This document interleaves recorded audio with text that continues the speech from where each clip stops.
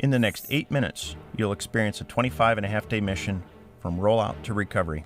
The first integrated flight test of the Orion spacecraft and the Space Launch System rocket launching from the Kennedy Space Center is about to unfold. This is the first of many missions to come that will use the Deep Space Exploration System to prepare our team, our ship, and our astronauts for human operations in deep space. Rollout from the Vehicle Assembly Building signals that launch is near. Sitting atop the mobile launcher, the crawler transporter moves along the crawlerway towards historic Launch Pad 39B at the Kennedy Space Center at a top speed of 1 mile an hour. After traveling over 4 miles, the rocket and the spacecraft climb up a ramp and are positioned over a flame trench. Once in position, the mobile launcher is lowered onto support post and the crawler is rolled away to a safe distance. Final checks are performed at the pad, including crew cabin closeout via the access arm sitting over 300 feet above the surface of the launch pad. The launch date is set, and the teams are prepared for the mission that is about to occur.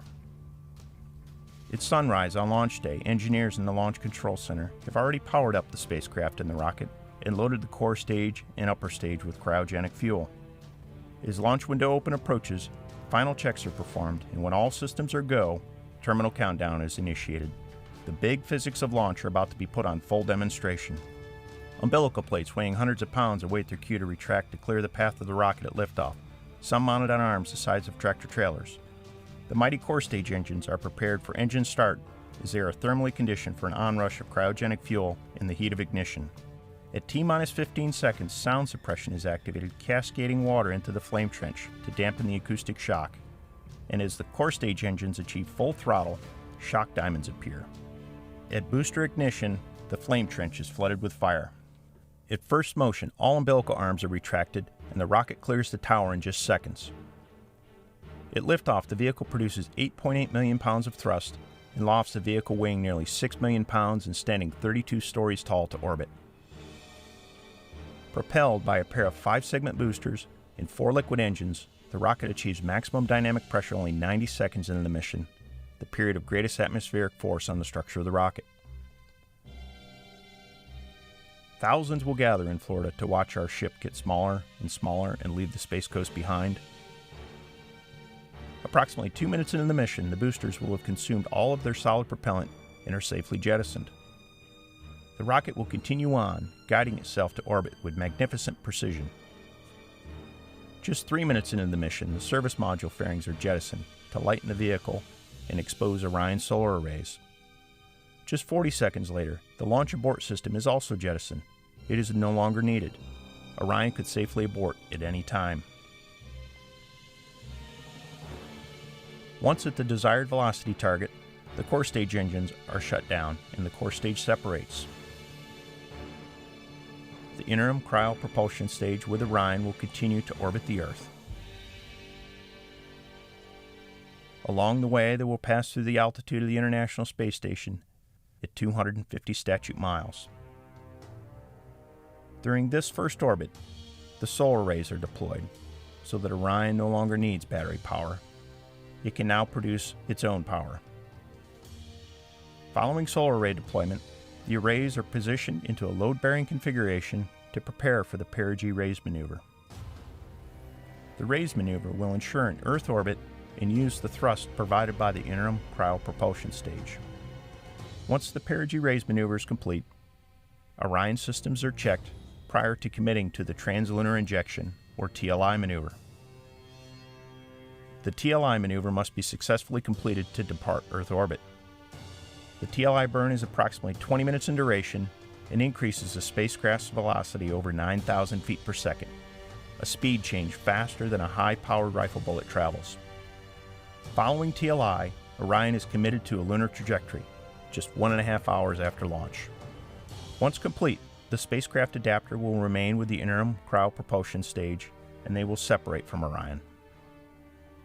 As Orion departs low Earth orbit, it will fly through the orbital debris field encircling the Earth, past the global positioning navigation satellites, past the communication satellites in geostationary orbit, and through the Van Allen radiation belts, on into the deep space radiation environment. Orion is now entering an outbound coast phase. The spacecraft is uniquely designed to navigate, communicate, and operate in this deep space environment. The outbound coast to the moon will take approximately 4 days. As Orion approaches the moon, the service module will be used to perform a critical lunar gravity assist maneuver, allowing the ship to enter a distant retrograde orbit about the moon. The moon will get larger and larger in the window, and at closest approach, Orion will be just 62 miles from the surface of the moon. As the spacecraft flies around the far side of the moon, we will lose all communication back on Earth, and for a period of time, Orion will be on its own. Mission Control will await acquisition of signal, and as we lock on, a new generation will see their first Earthrise. The spacecraft is now in the distant retrograde orbit, where its systems will be tested in the deep space environment for over a week. Along the way, our ship will travel farther from Earth than any human-capable spacecraft has ever gone. At the farthest point, Orion will be some 1,000 times farther from Earth than the International Space Station, at over 270,000 miles away.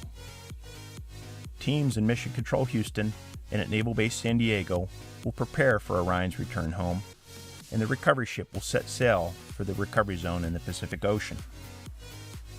Orion will exit the distant retrograde orbit with another lunar gravity assist and service module engine firing. Along the way, the trajectory will be adjusted to target the Earth's thin atmosphere at over 250,000 miles away and ensure precision landing in the Pacific Ocean following a direct entry. During the coast home, Orion will maintain the desired tail-to-sun attitude to optimize spacecraft cooling and maximize power production in the deep space environment. Another 4 days return coast home to Earth. As our home planet fills the windows of Orion, an important contribution from our European partners called the service module has done its job.